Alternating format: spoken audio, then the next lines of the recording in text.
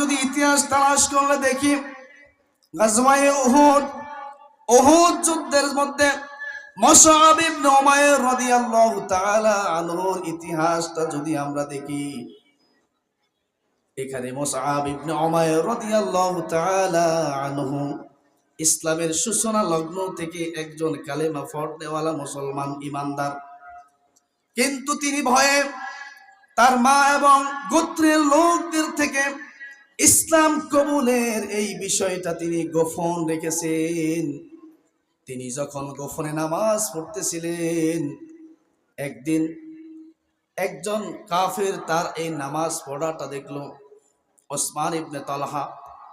তিনি যখন তার নামাজ পড়াটা দেখলো এবং রাসূলের সাথে গোপনে সাক্ষাৎ করতে দেখলো, তিনি সেই সংবাদটা তার মা এবং গোত্রের কাছে পৌঁছে দিলেন। পৌঁছে দেওয়ার পরে তারা তাকে বন্দী করে নিয়ে গেলেন, আটক করে রাখলেন। তাকে বললেন, তুমি মুহাম্মদের ধর্ম ছেড়ে দিতে হবে, মুহাম্মদ যেই নতুন ধর্ম প্রচার করতেছে সেটা তুমি ছেড়ে দিতে হবে। মুসআব ইবনে উমাইর রাদিয়াল্লাহু তাআলা আনহু জবাবে বললেন, আমার এই দেহে এক ফোঁটা রক্ত থাকা পর্যন্ত, আমার এই দেহে রূহ থাকা পর্যন্ত আমি এই ইসলাম নামক এই রশিটা গলার থেকে ফেলতে পারবো না।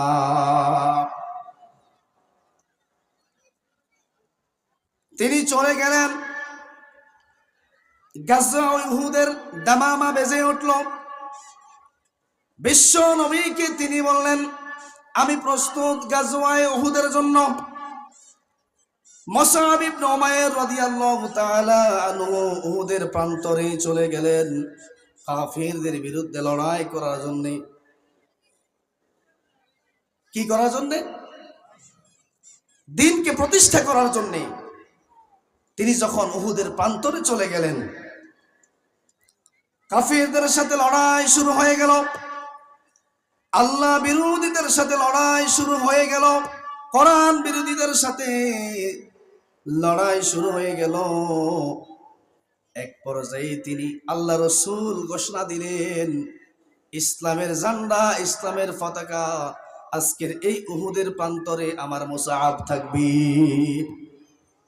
তিনি ইসলামের ঝান্ডাকে এক হাত দিয়ে উঁচু করে ধরে অন্য হাত দিয়ে তিনি কাফেরদের সাথে মোকাবেলা করতে লাগলেন। ইতিহাস তালাশ করলে আপনি দেখবেন, কাফেরদের ইবনে উমাইয়া নামক একজন লোকের অস্ত্রাঘাতে তিনার ডান হাতটা কেটে ফেলে দিল, ডান হাতটা কেটে ফেলল। তাফসীরের বয়ানের মধ্যে আসলো, যখন তিনি এই হাতটা সম্পূর্ণ পড়ে যায় না, চামড়ার মধ্যে আটকা আছে, এই অবস্থায় তিনি যুদ্ধ করতেছেন, কাফেরদের মোকাবেলা করতেছেন। ওই অবস্থায় তার হাতটা এভাবে লড়ালড়ি করতেছে, ডিস্টার্ব হচ্ছে। তিনি তার তলোয়ারটাকে উপর থেকে উঠে আল্লাহু আকবার বলে এই ঝুলে থাকা হাতের উপরে একটা কোপ দিয়ে আঘাত করে হাতটা ফেলে দিলেন। এরপরে তিনি ওর সাথে রেখে, পতাকাটা রেখে বাম হাত দ্বারা তিনি লড়াই করতেছেন। আরেক পর্যায়ে তার বাম হাতটাকে কেটে ফেলা হলো। এবার তিনি ইসলামের ঝান্ডাটা কি করবেন, দুই রানের মাঝামাঝি জায়গাতে তিনি আবদ্ধ রাখলেন। যখন তাকে পিছন দিক থেকে ছুরিকাঘাত করা হলো, তিনি জমিনের মধ্যে লুটে পড়ে যাচ্ছিলেন। এমত অবস্থায় মুসআব ইবনে উমাইর রাদিয়াল্লাহু তাআলা আনহু বললেন, ও আল্লাহ, আপনার হাবিব আজকের এই উহুদ যুদ্ধে আমাকে পতাকাবাহী হিসেবে ঘোষণা করেছে।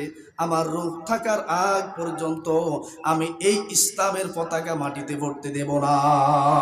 আল্লাহু আকবার। তিনি যখন মাটিতে লুটিয়ে পড়ে গেলেন, ওই অবস্থায় তিনি দাঁত দিয়ে কামড়িয়ে ইসলামের পতাকাকে তিনি উপরের দিকে ধরে রাখলেন, তারপরেও জমিনে পড়তে দেন নাই।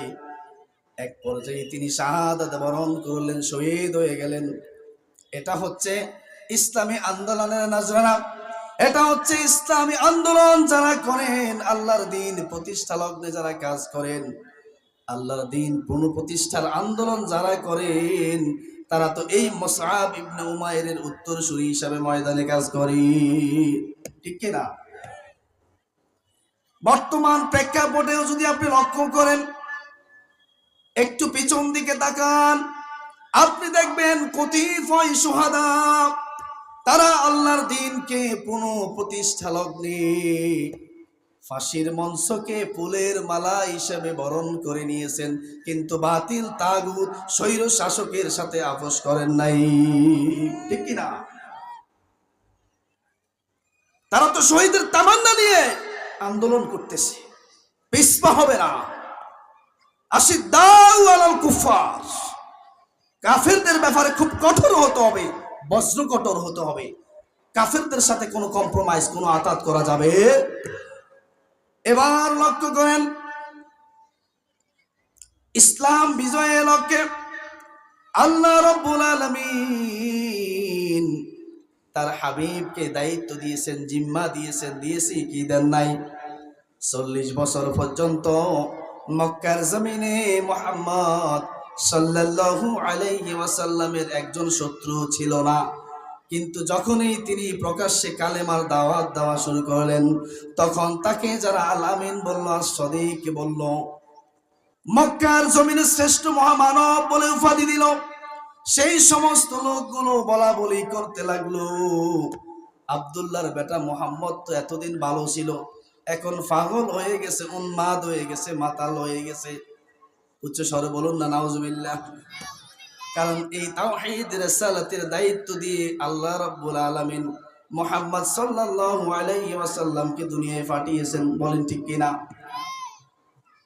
ঠিক আপনি যদি ইসলামের পক্ষে একনিষ্ঠতার সহিত কাজ করেন,